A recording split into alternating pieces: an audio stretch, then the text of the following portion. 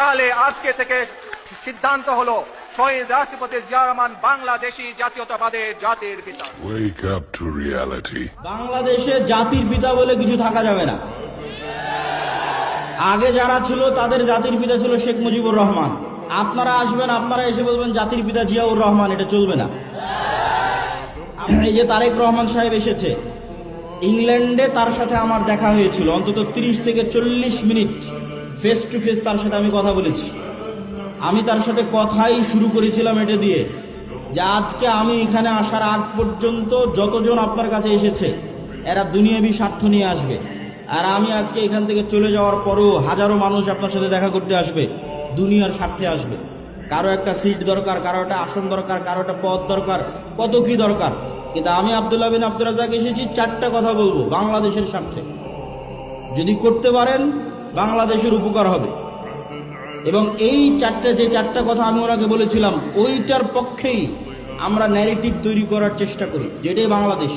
ওনাকে বলেছিলাম 1 নাম্বার, মুসলমানেরা যে 190 বছর ব্রিটিশ বিরোধী সংগ্রাম করলে আর স্বীকৃতি কোথায়? 1797 সালের 23শে জুন থেকে 1947-এর 14 বা 15 আগস্ট পর্যন্ত 190 বছর ভারতের মুসলমানেরা ঠিকই, ভারতের হিন্দু এবং মুসলমানেরা সবাই যে ব্রিটিশ বিরোধী আন্দোলন করেছে তার স্বীকৃতি আছে। পাকিস্তানের মুসলমানেরা যে ব্রিটিশ বিরোধী আন্দোলন করেছে তার স্বীকৃতি আছে। তো বাংলাদেশের মুসলমানেরা কি করেনি? তিতুমির কে তাহলে? হাজী শরীয়তুল্লাহ কে তাহলে? এখানে যে ব্রিটিশ বিরোধী 1857-তে যে হাজার হাজার মুসলমান জীবন দিল, তাদের স্বীকৃতি কই?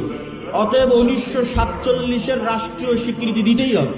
বাংলাদেশ 1971-এ শুরু হয়নি, ওটা ডাহা মিথ্যা কথা।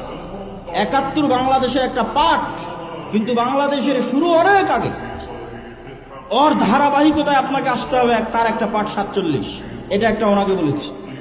আর একটা ওনাকে বলেছি বাঙালি জাতীয়তাবাদের নামে বাংলাদেশে হিন্দুয়ানি জাতীয়তাবাদ, হিন্দুত্ববাদী জাতীয়তাবাদ এবং হিন্দুয়ানি কৃষ্টি কালচার কলকাতার দাদাবাবুদের বাঙালি জাতীয়তাবাদের নামে ঢুকানো হয়। এই বাঙালি জাতীয়তাবাদের নামে হিন্দুত্ববাদী কৃষ্টি কালচারের মূলোৎপাটন করতে হবে। বাংলাদেশের নিজের সংস্কৃতি কৃষ্টি কালচার প্রমোট করতে হবে, যেটা ওসমান হাদি বলেছে যে কালচারাল ফ্যাসিজমের বিরুদ্ধে আমাদেরকে লড়াই করতে হবে, যে কারণে সে নিজের তাকে জীবনও দিয়ে দিতে হলো।